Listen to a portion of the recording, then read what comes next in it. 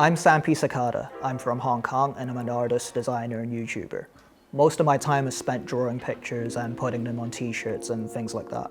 My work is driven mostly by exploring social constructs and universal truisms. I think about what sort of images can trigger an emotional response in people, even if the subject matter is quite varied and no two experiences are the same. I look for objects and compositions that can tie threads and people together, because I do think we're more the same than different. One of my favourite colour pencil drawings is titled Tribute to Beloved Narcissus, and it explores what people think the word narcissist means in common parlance.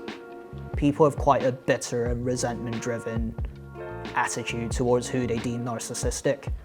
In the drawing, I tried to think about them with more sympathy, with the narcissist being the person who perhaps nobody loves, so they have to love themselves to fill that void.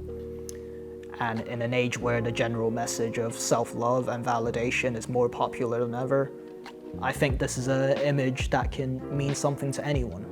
That's the general meaning, but I also just love drawing things that look like melting figures and anything similar to that. These other two are called The Ice Caps Are Fucking Melting, and they're about how climate change is spoken about in the media as a set of irreversible and scary data, which, hot take, I don't think encourages the average person to contribute towards the cause.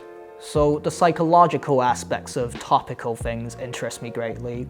A common theme in a lot of the works is mental health, choice, and social norms.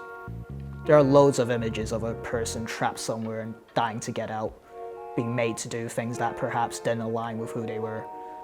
I grew up in Hong Kong being told I couldn't look or act the way I did, whilst I know I'm totally straight, having only experimented at one point. I've regularly gotten homophobic threats and comments from people that assumed I was.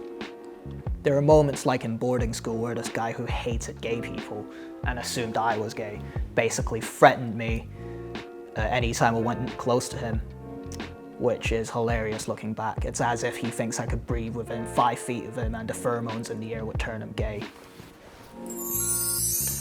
I've also had police brutality related PTSD at one point and wasn't even allowed to recover substantially because of the general stigma and ignorance associated with mental health issues in Asian society.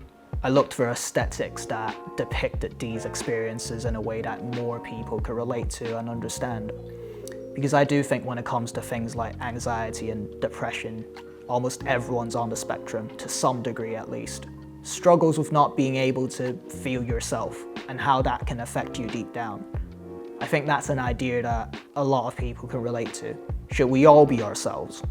As long as we're not hurting anyone else, then why not? I think that's a good message to get across, especially in business, art, and creative ventures. Nobody in the world is better at being you than you. I think there's a lot of beauty in being yourself in spite of what society says is right or wrong. Nobody knew they needed rock and roll before it came along. Nobody knew they needed hip hop before it came along. Purely giving people what they want only takes you so far, whereas doing what you want, there's a lot of potential in that. If you like the work shown in this video, then please consider supporting me. You can purchase the product shown in this video on my Redbubble page, which is linked in my Instagram and websites. Thanks for watching.